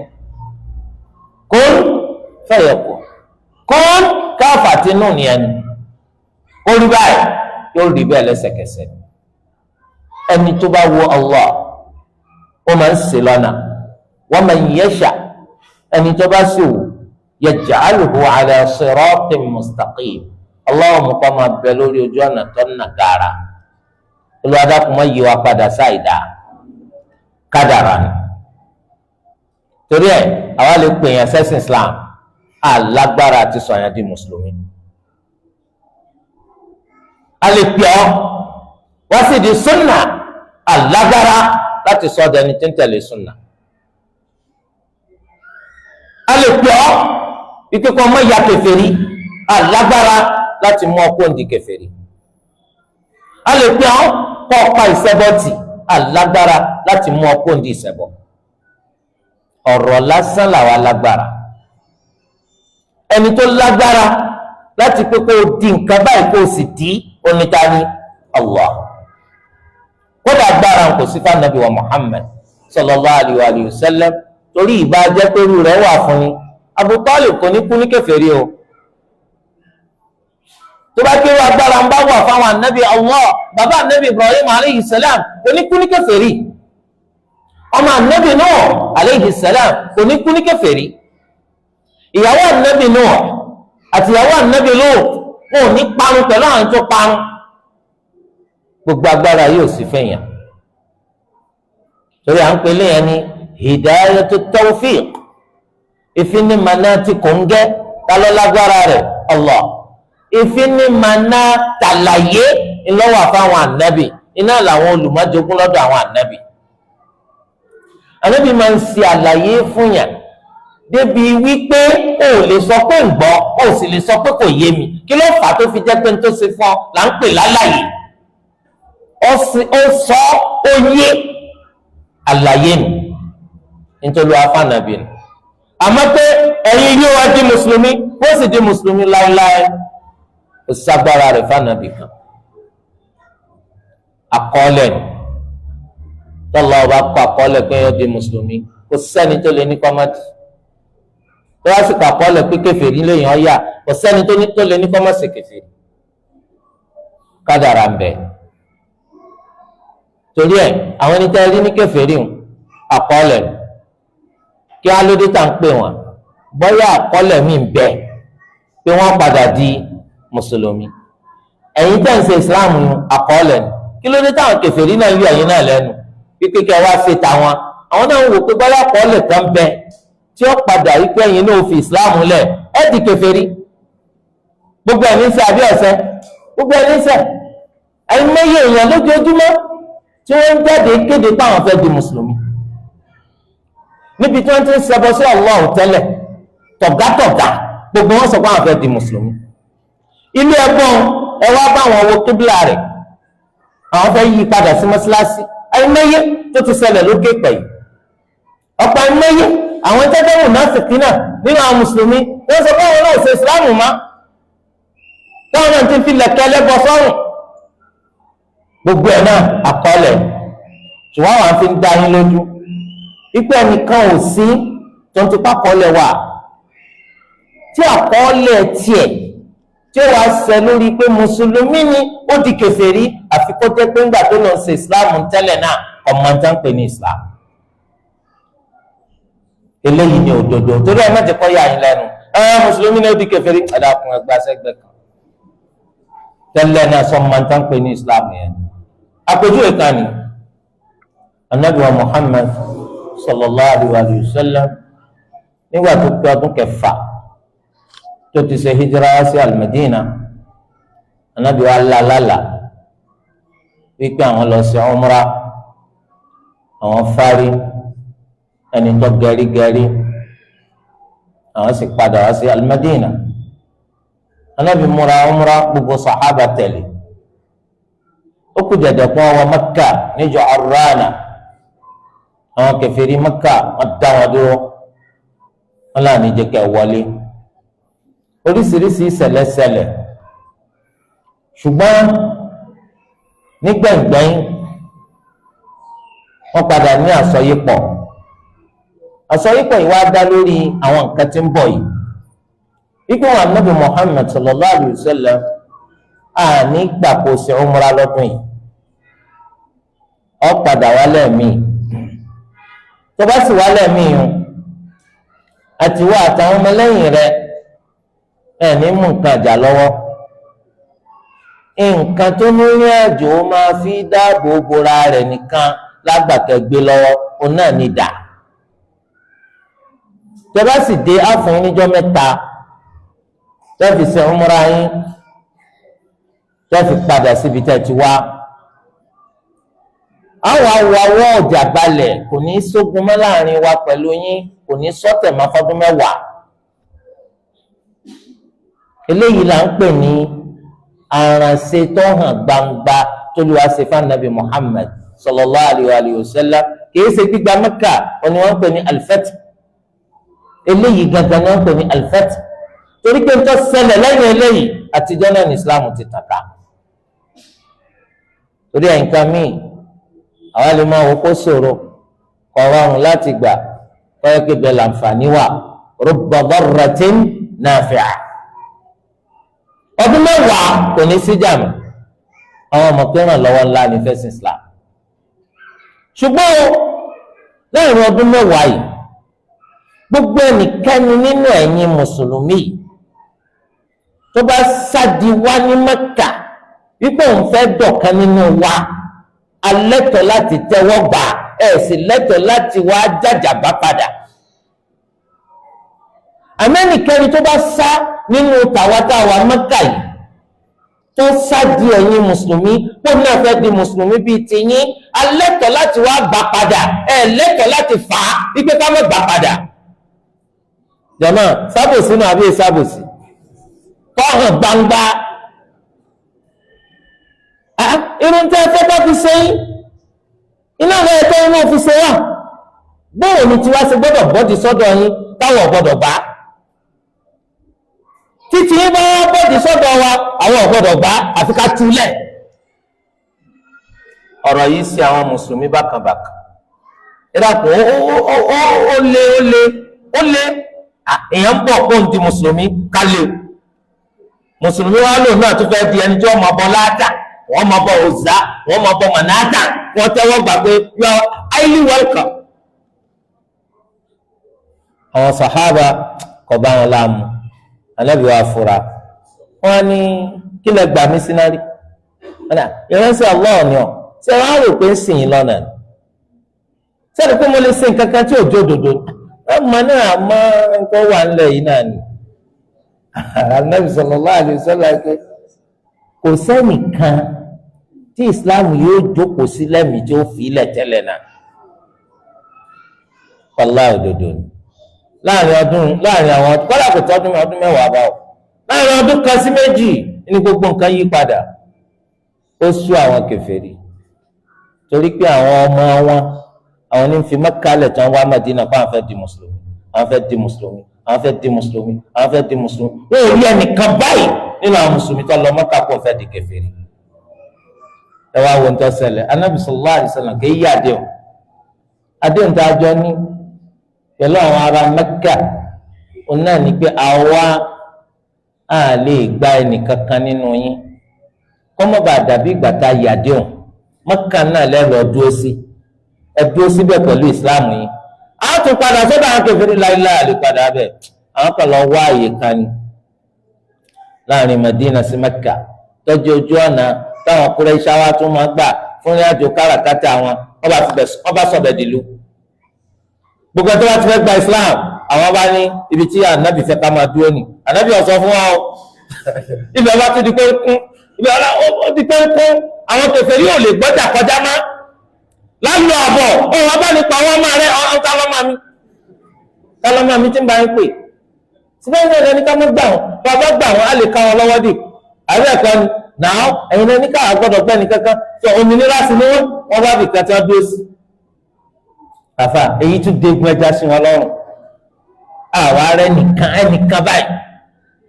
nínú àwọn mùsùlùmí tó lọ tó lóun fẹ́ di kèfèrí ẹ náà sọ pé àpò rí bẹ́ẹ̀ láwùjọ tiwa wọ́n bá wa lọ́kàn jẹ́ ipa ọmọ mùsùlùmí lónìí ẹlòmíín kò ti gbà fá òun dájú gbọ́ ti fá òun náà yóò máa kí Ògún òun yóò máa kí Ṣàngó òun yóò máa kí èṣù lọ́ọ̀lù ó kí lè kọ̀ ọ̀bẹ̀lẹ́kùnsùnkún ìwọ ọmọ mùsùlùmí ẹ̀yin lẹ́ pẹ̀lú ọmọ mùsùlùmí tẹ́lẹ̀ lẹ́gbọ́ wa ní Islam kí ni amanu thumma kafaru mùnáfìkì burú Islam ò sí lẹ́mìí rẹ̀ ọkàn gbàgbọ́ lórí ahọ́n ni Islam yẹn kò dénú ọkàn rẹ̀ rí njọ́kan ẹ mẹ́jọ yà yín lẹ́nu torí di eléyìí báyìí ẹnìkan ò sí àfi tí èèyàn bá mọ̀ túmọ̀ Islam ẹ dákun ẹ gbọ́ sọ̀láàtì lásẹ̀tàǹsì ó tó mú ọmọ di kèfèrí tó bá dúró níwájú Allah tó sọ pé Allahu Akbar kàmátúmá gbólóyìn wàláhì ó tó dínà rẹ láti di kèfèrí ṣùgbọ́n problem tó wà fún wa ni pé à ń ṣẹ̀sìn àmọ̀túmọ̀ ẹ̀sìn táǹsì gbólóhùn Allahu Akbar ó tó di ọlọ́nà láti di kèfèrí wọ́n ní Allah akbar akbar min kulli shay òun ló tóbi ju gbogbo nǹkan lọ mo ní Allah tó tóbi ju gbogbo nǹkan lọ táwa ní nǹkan náà tí mo fẹ́ fi Allah sílẹ̀ fún ẹ bá ń wá wá ṣé Ṣàngó ni àbógun àbífá àbésù a'udhu billahi minash shaitani rajim ìdí ìnù tó fi jẹ́ pé à ń pé káwá máa ń pa ẹ̀sìn káwá máa ń pa ẹ̀sìn omi ọ̀sọ̀ pọ̀ ọ̀rá yìí irú yín náà wọ́n máa mú tó padà di adigbọ́ ti fa tó dẹlẹ́bọ lóògùn tó di pa ọwọ́ ẹgbẹ́ oṣó tó ọwọ́ ẹgbẹ́ àjẹ́ tó náà bá ń pè Ṣàngó tó ń pèsè tó ń pògùn nítorí pé ọ̀kọ́ mà nípa ẹ̀sìn. ẹni tí wọ́n máa ń sọ kì í ṣàwàdà wàláhì ọ̀pọ̀lọpọ̀ máa ń súfèé ní rògbò ni ọ̀pọ̀lọpọ̀ máa ń súfèé ní foríkalẹ̀ wọ́n máa ń táwọn wí bẹ́ẹ̀ náà ẹni tí wọ́n máa fà jà gan ké rárá irú Islam rọrùn lè má mú mi gan atòlẹ́yìn rẹ̀ pa fẹsẹ̀ sọ láti tọ̀ ẹ mọ̀ pé gbogbo wọn dákẹ́ ni á kì ó jẹ́jẹ́ ni kò síbo ṣe lè yánu tó wọn ní ká ka Fátíhà àti súra ní rákà alákọ̀ọ́kọ́ bẹ́ẹ̀ ní rákà ẹlẹ́ẹ̀kejì rákà alákọ̀ọ́kọ́ là wá wà ẹ sì mọ̀ pé ìyẹn nìkan la wà a ní ké bá àbá ṣe ké tó bá pa wà nìkan ni a sì ní ké bá àbá ṣe ké tó bá pa wà ní lè máàmù tó rà mọ̀gbà tí ó tètè rùkú sí ká tó dé Málíkì Yawmiddin ìmáàmù tó rùkú ó pè fúnfura náà irú Islam wo lẹ́yìn ṣe wọ́n ní ká ka Fátíhà ká tún ka kankan lé jẹ́jẹ́ gbogbo wọn sì jọ kà á àwa tí ìdè Málíkì Yawmiddin àwọn àkèlò ìwọ́n ti rùkú ó mú fura dání sòtẹ́ni tí ó jẹ́ lè mọ́mu bá rí báwọn kí á lè sọ ń pa àwọn jàmáà àwọn tó mẹ́ẹ̀ẹ́dógún kò sẹ́nì kankan tó sọ̀rọ̀ pé irú sọ̀láàtì wo lélẹ̀ wọ́n ní gbọ́dọ̀ wá tó ti ṣe. ó túmọ̀ sí pé nǹkan bẹ̀ ọ̀pọ̀lọpọ̀ mọ́túmọ̀ ìsìláàmù rárá ọ̀tọ̀ ní tí ìsìláàmù mú wá ọ̀tọ̀ ní tí wọ́n ṣe wọn ò gbọ́yé rárá bí tí wòlé ó kéré ma ẹ dákun sáà lè máa ṣe báwọn kó dijọ́ kan káwọn kan wá dán Ṣàngó kan wò wájú ẹ̀ wọ́n wá dógun kan wò wájú ẹ̀ kọ́ mọ̀ pé òun rántí pé Ògún ti gba lòun náà ọmọ ológun lòun díẹ̀díẹ̀ yóò lọ́wọ́ sí Islam mà torí kan mọ túmọ̀ Islam yìí ó túmọ̀ sí pé sẹ́lá ń bẹ wájú ẹ̀yin tẹ́ mọ̀ nípa Islam ẹ bùkátà kẹ́ ẹ rọra yín kẹ́ ẹ wá sí ipò dèédé àwọn èèyàn tẹ́sí lè máa bá wọn sọ̀rọ̀ ń pa ẹ̀sìn nítorí pé tí n bá wúra ń gbé àmọ́gá èèyàn kékeré kọ́ ni mí irọ́ lásán tálẹ́bí bá ṣe bẹ́ẹ̀ ẹ̀sìn yóò níye tí mo bá rọra mi tí mo ṣàlàyé ẹ̀sìn tí wọ́n rọra rẹ tó ṣàlàyé ẹ̀sìn títọ́ rọra rẹ tó ṣàlàyé ẹ̀sìn ẹ̀mọ̀kan ò ní tán o àmọ́ wọ́n dínkù gan-an ọ̀pọ̀lọpọ̀ ó di pé wọ́n gbọ́ ẹ̀sìn yíyé dáadáa kí wọ́n sì gbọ́ yé dáadáa ibi tó rí wá wà nù ẹ̀yin nìsín tẹ́ bá ti dé kó gbọ́ yé dáadáa ẹ ti wá ìṣọ́ àti ààbò tó nípọn jẹ wurin lọ fún wa wọn ò ní fi Islam yẹn lẹ̀ ṣebí ní táwọn ẹbí mójútó nù ìdí tọkàn rẹ fi balẹ̀ nu ìgbà tẹ́yìn sọ pé ẹni tó bá wá láti inú wa wá sọ́dọ̀ yín kó ń fẹ́ di kèfèrí kẹ́ ẹ tẹ́wọ́ gbà ẹni tó bá wá láti inú yín kó ń fẹ́ di mùsùlùmí káwọ́ lé ọtí ànábì lọ́rùn ọ̀rọ̀ ọ̀rùn fànábì nítorí pé àwọn èèyàn tó ń kọ́ lẹ́kọ̀ọ́ ọmọ ìpò ń kọ́ wọn lẹ́kọ̀ọ́ wọn jiná débi pé wọn ò ní fi Islam yìí sílẹ̀ ṣé bẹ́ẹ̀ làwa rí torí de eléyìí abùkátà pé gbogbo ẹni tó bá ti mà nípa kéwì ẹ dákun ẹ rọra yín ẹ ṣàlàyé ẹ̀sìn yín fáwọn èèyàn ẹ rọra yín ẹ jẹ́ kí wọ́n gbọ́ yé dáadáa nítorí pé tí wọ́n bá gbọ́ yé dáadáa ẹ̀yin gan gba àwọn ẹ̀san tó pọ̀ lọ́dọ̀ Allah ọ̀kan ní jẹ́ pàǹsẹ̀ Islam pẹ̀lú òdò ọ̀kan ní jẹ́ pàǹsẹ̀ Islam amúmẹ́bọ mẹ́sìn ìdí nu tó fi jẹ́ pọ̀pọ̀lọpọ̀ gan tó lọ ń ṣe mùsùlùmí wọ́n mẹ́bọ mẹ́sìn torí pé wọn ò gbọ́ yé lọ sídìí pọ́ tako gbogbo nǹkan yìí náà torí délé ọ̀dọ̀wọ̀ wa ọ̀dọ̀wọ̀ wa lakum dinukum waliya din tó lù wá sọ àwọn èèyàn gbọ́ yé láti rí mùsùlùmí pẹ́pẹ́ tó ń bá wọn sòsà ẹ̀rí mùsùlùmí yóò láti gbọ́ ti fálò ẹ̀rí mùsùlùmí òun náà tún máa bá wọn kí èṣù ẹ̀sìn mọ̀ pé ń jọ́tà tí ń ṣe gbogbo nǹkan àwọn nǹkan ti gba Islam mọ́ wọn lọ́wọ́ wọ́n ṣe mùsùlùmí má wọ́n ṣe mùsùlùmí má kèfèrí wọ mọ́sálásí ni o a sì lè dáyàn mọ̀ pé kèfèrí ni kọ́ wọ mọ́sálásí káfí sílẹ̀ ààyè rẹ̀ kọ́ níbí gbogbo ẹni tí wọ́n ṣe Islam yóò mọ tinú tòde kò ní lẹ́bọ lẹ́sìn kò ní lẹ́bọ kọ̀rọ̀ kò ní lóṣù kò ní lóṣà kan tó gbé pamọ́ tí ń wárí fún so Olúwa ti fi ọmọ náà má fọwọ́ ara rẹ̀ wá gbèrè àdánwò gbogbo sẹ́jà máa ń ṣe láyé kìí ṣe dandan torí pé ó ti jẹ́ mùsùlùmí kọ́wọ́ rẹ̀ ọ̀yá kìí ṣe dandan torí pé ó ti jẹ́ mùsùlùmí kọ́ máa ta wìtìwìtì torí pé àkọọ́lẹ̀ wà tó bá wù Allah kọ́ wọ́n máa yá yọ̀ọ̀yà tó bá wù kọ́ máa ta wìtìwìtì ọ́ máa ta wìtìwìtì tó bá wù kọ́ jẹ́ pé wọ́n lọ rọ́wọ́ mójú ọ́ rọ́wọ́ mójú tó bá sì wù kọ́ jẹ́ pé wọ́n lọ tálákàjù ọ́ tálákàjù torí pé ibi tá a wà ilé àdánwò ni ẹni tó rí ṣe àdánwò ni ẹni tó kù díẹ̀ káàtó àdánwò náà ni mọ́ àti torí pé ó kù díẹ̀ káàtó torí pé ibi tó pọ̀lọpọ̀ ti dọ̀sẹ́ bọ́nu o ọwọ́ ìyá tó nǹkan yóò mọ owó oògùn ká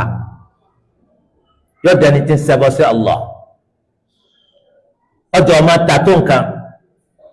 ọ̀rọ̀ owó ṣiṣẹ́ yóò mọ owó oògùn ká òun dúpọ̀ kan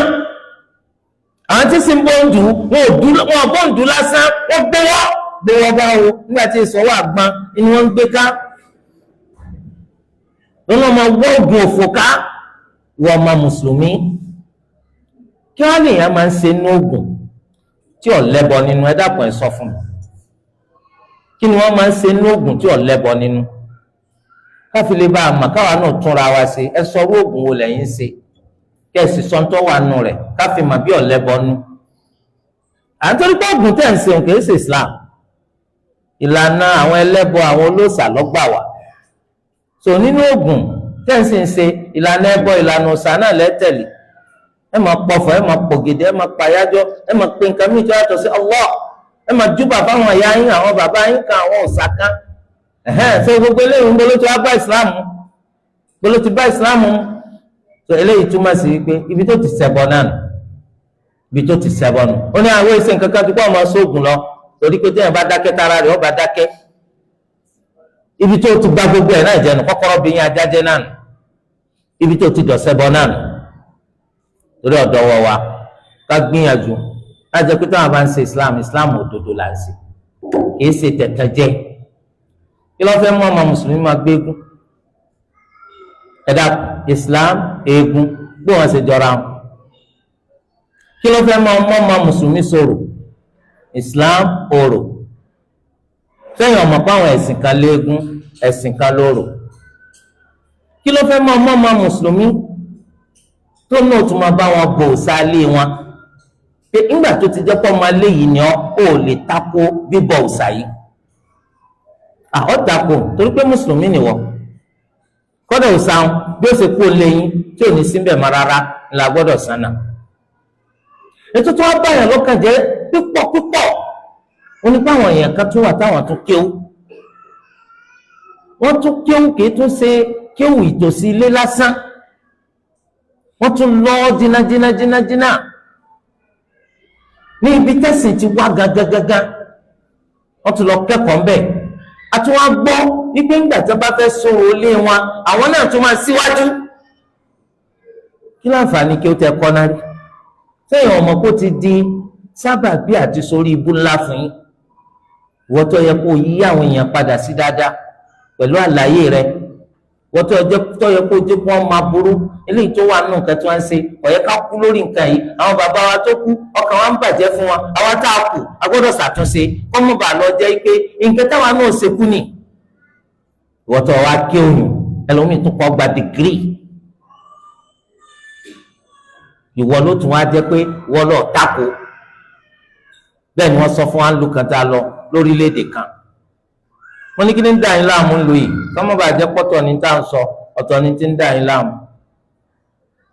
eléyìí bá ní a tó ṣẹlẹ̀ ni pé nílùú yìí wọ́n máa ń ṣẹbọ gan wọ́n máa ń sọ̀rọ̀ wọ́n máa ń sọ́sà àwọn ẹni tá sì lọ ké wá àwọn gan máa ń darapọ̀ máwọn èèyàn tá máa ń ṣe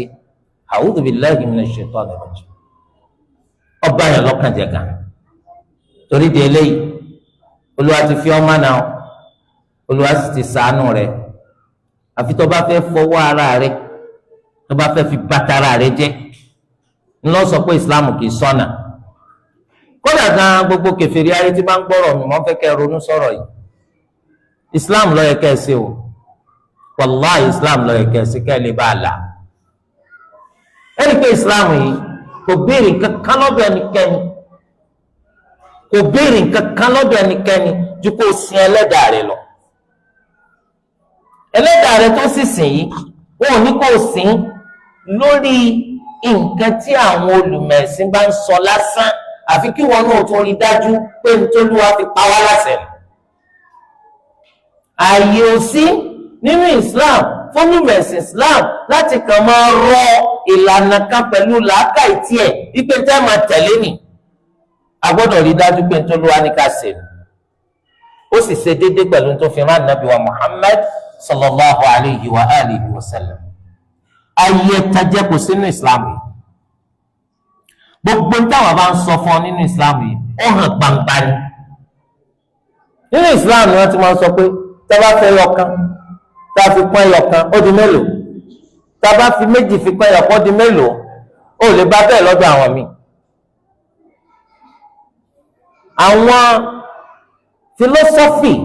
tí ò bá làákà ìwọ̀n kúnnù ìlànà àwọn míì kò rí bẹ́ẹ̀ nínú Islam. nínú Islam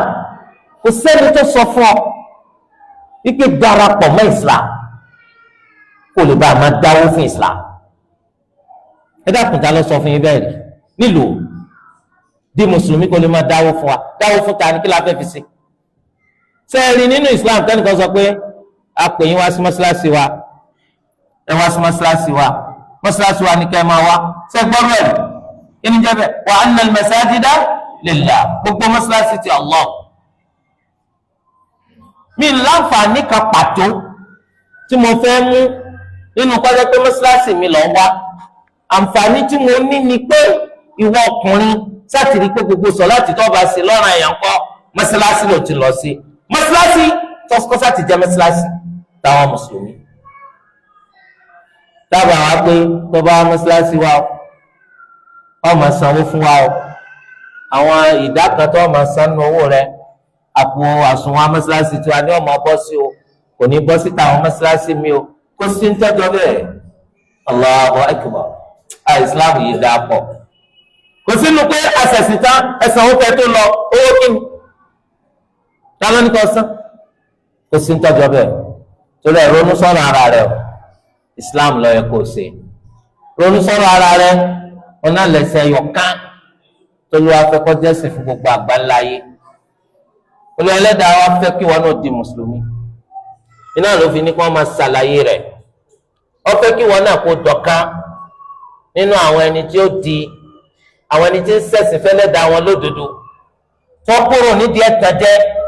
tó kúrò nídìí ìrẹ́jẹ, tó kúrò nídìí ìyànjẹ, nítorí pé ìrẹ́jẹ ìyànjẹ ní gbogbo ẹ̀sìn kèfèrí. tó bá ronú parí ọgbọ yìí dáadáa. Islam kò sí ìrẹ́jẹ ńbẹ, kò sí ìyànjẹ ńbẹ. nínú mọ́sálásí akramakumullah àyẹ̀wò lẹ fi sílẹ̀ fáwọn olówó, mo ń béèrè, kò sí. àyẹ̀wò lẹ fi sílẹ̀ fáwọn ọ̀tọ̀kùlú, kò sí. àyẹ̀wò lẹ fi sílẹ̀ táwọn lárúbáwá bá dé, lárúbáwá pọ̀ sábàrúmánì, gbogbo táyì bá tẹ́ sí náà ní kálukú ti dúró. bẹ́ẹ̀ ni àbí bẹ́ẹ̀ kọ́? Allahu akbar, Allahu akbar kabira. ó lè ríru àfi nínú Islam, ó lè ríru àfi nínú Islam. à ń ṣe sọ̀láàtì lọ, àbáwọn àmì mọ́sálásí lọ́jọ́ Jímọ̀, àwọn tí wọ́n pẹ́ kí wọ́n tó dé, ẹnìkan wá wọlé, àwọn á rí i pé àwọn rẹ̀ kìí ṣe irú àwọ̀ tiwa, ọjọ́ ọmọ Pakistan, ọjọ́ ọmọ India, ọjọ́ ọmọ Lebanon, ọjọ́ ọmọ Saudiya, ọjọ́ ọmọ Kuwait, ọjọ́ ọmọ America, ọjọ́ ọmọ Holland, ọjọ́ ọmọ Britain, ṣé ó pàtó ìsira pé kíni àbí kálukú fẹ́ sórí ni. mo rò pé yé wa ọ̀pá kí ìsira pé pa bẹ́ẹ̀ bí wọn náà bá lọ sí Cambodia ni ó ṣe orí tó dúdú rẹ ọ̀pá kí ìsira anybody tó bá fẹ́ wọ mọ́ṣáláṣí, nítorí pé Al-Islam ẹ̀sìn kíni ẹ̀sìn gbogbo àgbáńlá yìí. Allahu akbar. táwa kọ sí táwa ṣe sí mọ́ṣáláṣí wa táwa sí agbogbo country sí Asia, Australia, Canada, America, Brazil, Argentina, Peru, Asia, Namibia, Zambia, Congo Brazzaville, DR Congo, àtúnfi Asia, Republic of Benin, Nigeria, Saudiya, wípé gbogbo all denomination kí ni ń jẹ́ bẹ́ẹ̀? Allahu Akbar. Islam ló yẹ kẹ́ẹ̀sì sẹ́yìn àti máa ṣe àyàn ẹ̀tàjẹ́ burúkú wípé máa bọ̀ wá ń bí kìí ṣe ilé ìjọsìn abẹ́lé lásán,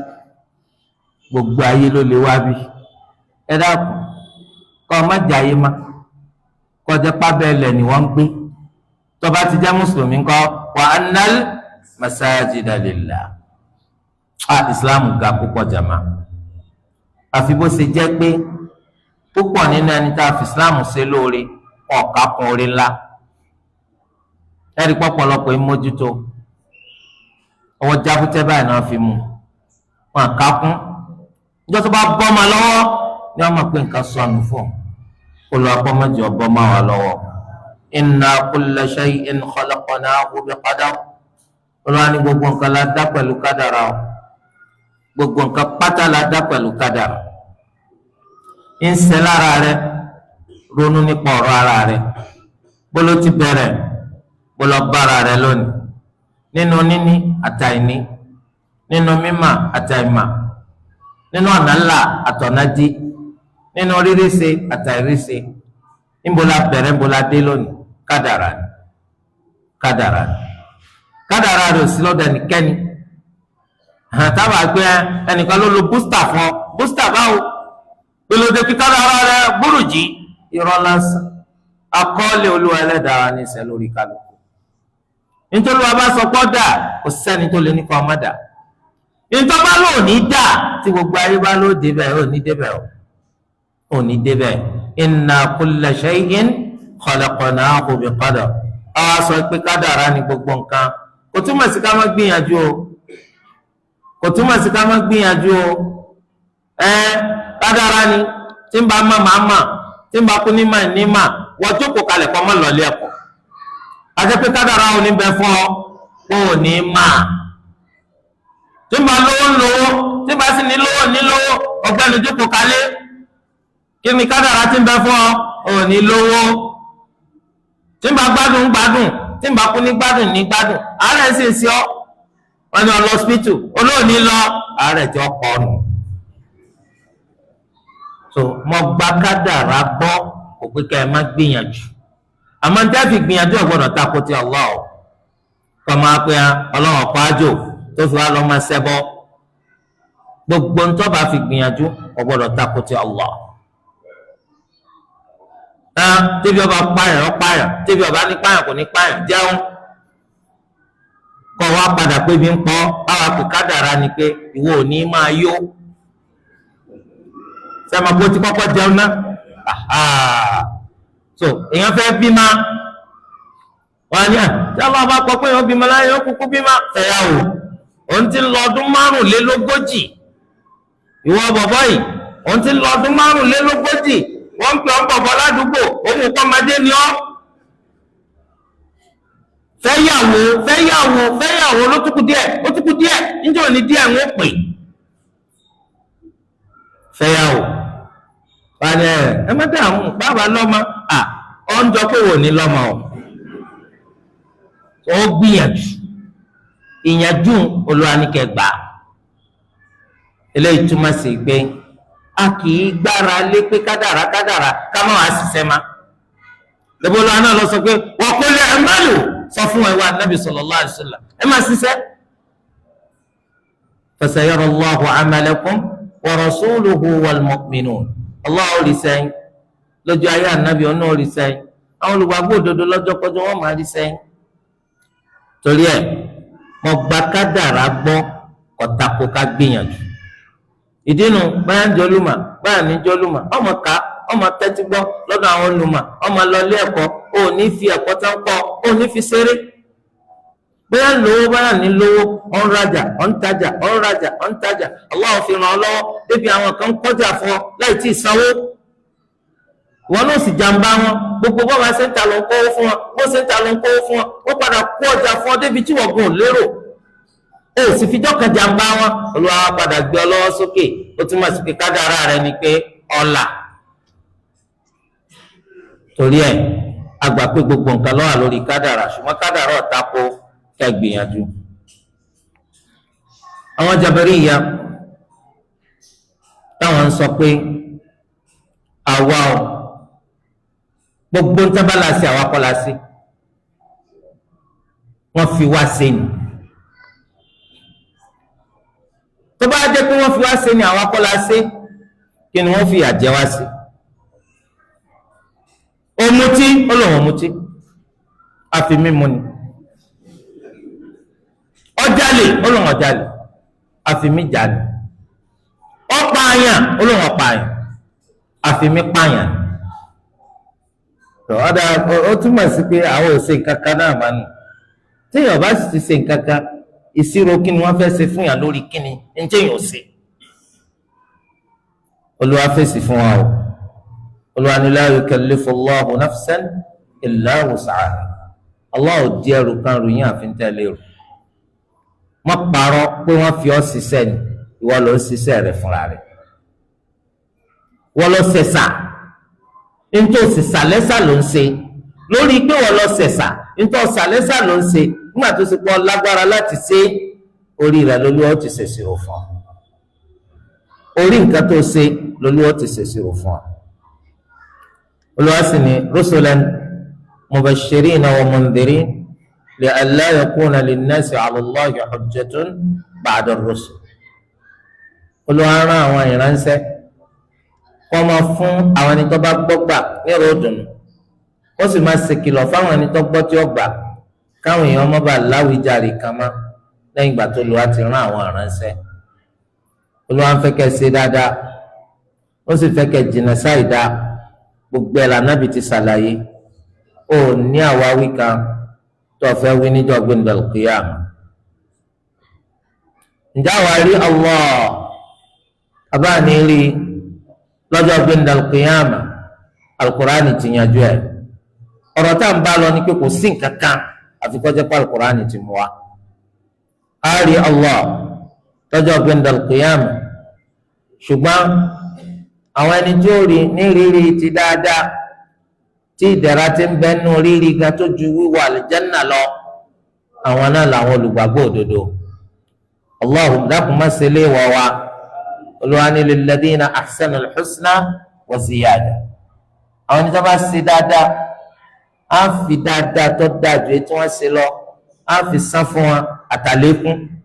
Ànábì ní àlékún yẹn òní rírí tí wọ́n rojú Allah Olúwa má ṣe léèwọ̀ wa Olúwa ní wujuhun yawma idin nadhira ila rabbiha nadhira àwọn ojú kan tutù lọ́jọ́ gbẹ̀ndàl qiyamah kí ló mú tí ó fi tutù Olúwa ẹlẹ́dàá wọn ni wọ́n máa wò wíwò tí wọ́n máa wò Allah ní ó jẹ́ kí wọ́n tutù tẹ́nìkan bá ní ní rí Allah jàre á nìkan sàmì àdúrà kí Olúwa kọ́ má sí òun lọ́kàn nínú ẹni tí ó rí Allah kẹ́yẹ́ bó lọ́wọ́ ti sọ pé kalla innahum an rabbihim yawma idin lamahjubun àwọn kan wà tó ń fi gàgá dí tí wọ́n ní rọ́lùwà wọn bákan náà àwọn kan wà tá a mọ̀ sí Rāfidah àwọn ẹni tó kọ́ ti Abubakar tí wọ́n kọ́ ti Umar wọn kì í fẹ́ gbọ́ orúkọ Abubakar wọn kórìíra orúkọ Umar wọn kì í fẹ́ gbọ́ rárá ǹjọ́ nàkan wà wà tá Al-Qur'ani fi fèsì fún wa bí bẹ́ẹ̀ lẹ́bàá àti ṣe sọ fún yín ní bọ́yá ń bọ̀ mí nígbà tí wọ́n kọ́kọ́ gbé ṣíà tẹ́gbàkídà burúkú ìwà Nàìjíríà sẹ́wọ̀n kan lówó láwọn Iran yẹn wọ́n rówó ná owó epo fún àti tan ṣíà yẹn ká tẹ́lẹ̀tẹ́lẹ̀ Iran ahlu sunna ni wọ́n sì ṣe sunna láwọn ọgọgọ́rùn ọdún eléyìí tó ṣe wípé ó ju 9 lọ wọ́n ṣe súnà lọ́gọ́rùn ọdún tó ju 9 lọ kó tó di kan di ṣíà. akramakumullah wọ́n wá wọ́nà láti tàn ṣíà ká gbogbo àgbáńlá yìí. ìgbà tó fẹ́ tàn ká nàìjíríà yìí ẹnìkan nínú àwọn ẹni tí wọ́n mú lọ sí Iran torí pé wọ́n á kó àwọn èèyàn àwọn àfáàfáàfá ó kó wọn lọ. ọ̀kan náà tí wọ́n á pè lọ òní wọ́n fún wa níròyìn òun jẹ́ Abubakar. wọ́n nígbà táwọn dé Iran tí wọ́n mú àwọn lọ ṣàbẹ̀wò sáwọn abẹnugan wọn àtàwọn adébì kan wọ́n á ní kí kálukọ́ dárúkọ rẹ̀ òun sì ń jẹ́ Abubakar. arínú wọn náà ti jẹ́ Umar. sáni bàbá yẹn bá fajúro ojú rẹ̀ kọ́rẹ́rọ́ ní bá ń bínú pé ìwọ rí Ali ńlẹ̀ ọ̀jẹ́ orí Hasan ọ̀jẹ́ orí Hussein ọ̀jẹ́ Abubakar àti Umar báwo. inú wọn ń yọ̀ lẹ́nu pé sẹ́nìkan sì ń bá Abubakar radiyallahu anhu ṣọ̀tá Umar radiyallahu anhu ṣọ̀tá ilé àwọn ọ̀tá wọn lẹ́lọ. ó ní ọ̀rọ̀ yún tí wọ́n sọ ní Allah fi la nínú àti di Ṣíà tó ń ra sí pẹ̀lẹ́pẹ̀lẹ́ táwọn fi jáde ní Iran. pàtó ń délé ló ń túbà lọ sọ́dọ̀ Allah pé òun á ti di Ṣíà láíláí. kéèyàn máa kórìíra ọkọ̀ Abubakar lásán wọ́n fẹ́ gbọ́. báwo lolúwa ti ṣe fèsì fún wa nínú Al-Qur'an bẹ́ẹ̀ ni olúwa fi yé wa nínú Suratu Tawbah ayé 40 tí wọn náà bá délé kò sí. olúwa ní thaniya ithnayn idh huma fil ghar idh yaqulu li sahibihi la tahzan inna Allaha ma'ana. òun ló sì kejì rẹ̀ tán fi jẹ́ méjì nínú kòtò tí wọ́n sá sí. ní ìgbà tí Abubakar radiyallahu anhu tí ń sọ fún Ànábì sallallahu alayhi wa sallam kí àwọn kèfèrí tí wọ́n dúró lókè kòtò tá a sá pamọ́ sí yìí tẹ́nìkan ni wọ́n bá wo ibi tẹ́sẹ̀ rẹ̀ wà tó bá wó sàlẹ̀ yóò rí wa. Ànábì sallallahu alayhi wa sallam ó wá sọ pé la tahzan má bànújẹ́ o inna Allaha ma'ana dájúdájú Allah ń bẹ pẹ̀lú wa. nínú síra wọn lánàbì sọ fún Abubakar wípé ma dhannuka bithnayni Allahu thalithuhuma kí láburú tó rò kó lè ṣẹlẹ̀ síyàn méjì tí Allah sì kẹta wọn kò sí aburú náà tó lè ṣẹlẹ̀ sí wọn. àyà yìí orí máa fọ́ wọn sóni wọn rò pé àyà yìí orí máa fọ́ wọn sóni fáwọn Ṣíà àtàwọn ẹni tí wọ́n fẹ́ di Ṣíà nítorí pé àyà yìí ó fi hàn Abubakar tẹ̀ ń bínú onani tẹ́yìn bá fi rárá o Mr. Jacob ni o Mr. Manu ni o ọ̀dàkùnrin àbúrò dasọ. ta ló ló wá sọ̀rọ̀ rẹ̀ ń bí Abubakar radiyallahu anhu yóò máa fọ́ wọn lórí tiwọn ni ẹni táwa ń bú ẹni tá à ń ṣépè fún tá ń láàánà ó sì rà lè jẹ́ pé àlóòna Abubakar ni change ẹ̀ wò kárí ó rí kókó tó dákẹ́ ni wọ́n gan ti máa rí pé sáwọn èèyàn sì gbọ́ tó bẹ́ẹ̀ wọ́n gbọ́ tó bẹ́ẹ̀. thaniya ithnayn òun lẹni tó sì kejì rẹ̀ tá fi jẹ́ méjì kò sẹ́ni kẹta pẹ̀lú wọn. ìyẹn sì máa mú yàn án mára bẹ́ẹ̀ àṣírí tó wà bẹ́ẹ̀ nù. ìyẹn sì máa mú yàn án mára bẹ́ẹ̀ tó fi jẹ́ pé kò sí ẹni tó sì kẹta wọn. ọwọ́ sí wọ́wọ́ tó bẹ́ẹ̀ téèyàn fi fàyàn mára tó bẹ́ẹ̀ tó fi jẹ́ pé bí sàhábà ṣe pọ̀ tó kò rẹ́ nìkan mú lẹ́yìn nígbà tó ń ṣe hijira títa ní lọ Abubakar nǹkan ga pọ̀ ọ̀rọ̀ ẹ̀yìn sọ ní tí wọ́n jọ ṣe hijira tó fi jẹ́ pò ń pẹ̀lú rẹ̀ ní ọjọ́ wàá nu kòtò sẹ́mi pé gbogbo yẹn ti ń lọ sí Madina gbogbo yẹn ti ń lọ sí Madina Ànábì ò ti lọ Abubakar náà ò ti lọ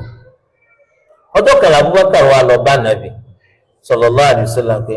mo ń gba ìyọ̀ǹda pé kẹ́ ẹ dàpọ̀ kẹjọ jẹ́ pé ń tẹ̀lé yín níjọ́ tẹ̀ ń bá ń lọ sí Al-Madina tẹ̀ ń ṣe hijira Ànábì sì gbà. Abubakar ọmọ o dípò nìkan ló wọ́n tẹ̀lé Ànábì o dábàá pé onímọ̀tara rẹ̀ nìkan ni o kò sì tọrọ pé ìwà Ànábì yóò jẹ́ pé mi nìkan ní tẹ̀lé ọ a'udhu billahi minash shaitani rajim. Ọmọ pẹ́lú mi ò ní tẹ̀lé Ànábì. Ànábì ò sì sọ fún gbọ̀nà kankan wípé wọn nìkan ló tẹ̀lé mi. Torí pé Ànábì kì í kàn dá ṣe nǹkan tí ó bá ṣe. Bí Olúwa bá ṣe fi mànà iná ní máa ṣe. Torí ẹ̀ ni wọ́n sọ pé kí ló dé tó fi jẹ́ pé ńgbà tí Ànábì kú kìí ṣe ìyẹn yọ̀kan ló síwájú gbogbo sàábé ṣe ìmáàmù sókè Ànábì lára. Síbẹ̀ máa bó ṣe ṣẹlẹ̀ gbogbo sàábé kọ̀ọ̀kan bọ́ wájú ṣe sọ láti tiẹ̀ kálukú ṣe tiẹ̀ ń kó ń bẹ̀ kálukú ṣe tiẹ̀ ń kó ń bẹ̀. Ìdí nu tó fi sọ pé kú níjọ́ àtìní wọ́n sì níjọ́ àtàlátà ẹwà dúró èèyàn kálukú ṣe sọ láti tiẹ̀ sí lára. Wọ́n ní nínú tó fà á tí wọ́n fi jẹ́ kéèyàn kan pàtó kó ṣe ìmáàmù tó ti pé k'Ànábì ò tó kú. Ànábì sọ pé múrù Aba Bakrin falyusalli bin-nas, ẹ pa Abubakar láṣẹ kó máa ṣe sọ̀láàtì fáwọn èèyàn. Àìṣà kọ̀ láti jíṣẹ́. Ó ní wa Ànábì tẹ́ bá ní kí Abubakar kó máa ṣe ìmáàmù fáwọn èèyàn, Abubakar ò ní fún wọn láǹfààní àti jẹ́ kí wọ́n gbọ́ kí ó tó ń bá ń ké. Kí nìdí abájọ? Torí tó bá ti dá ẹnu lé Al-Kùránì tí ń ké báyìí yóò máa sunkún. Àwọn èèyàn onímọ̀ sẹ́kúlà ń gbọ́ ni àbá Al-Kùránì. Ẹ̀bá ní kí wọ́n sọ fẹ́lòmíì àwọn ọmọ rere nìyá o. Kìí ṣe àwọn ọmọ tó kí wọ́n mọ wá kẹ́ni tó wà ń pò kọ́ kú kí bàbá àwọn bọ́ bẹ̀. Ṣé mo ká Àìṣà ọmọ ta ni? Ọmọ Abubakar. Tó bá yẹ kó ṣe yẹ Àìṣà ń wá ọ̀nà láti yẹ kó lórí bàbá rẹ̀ sọ̀láàtì lásán ni o kò tí sọ̀rọ̀ máa sọ lórí o. Tọ́ Àìṣà tó wá lọ bá Hafsa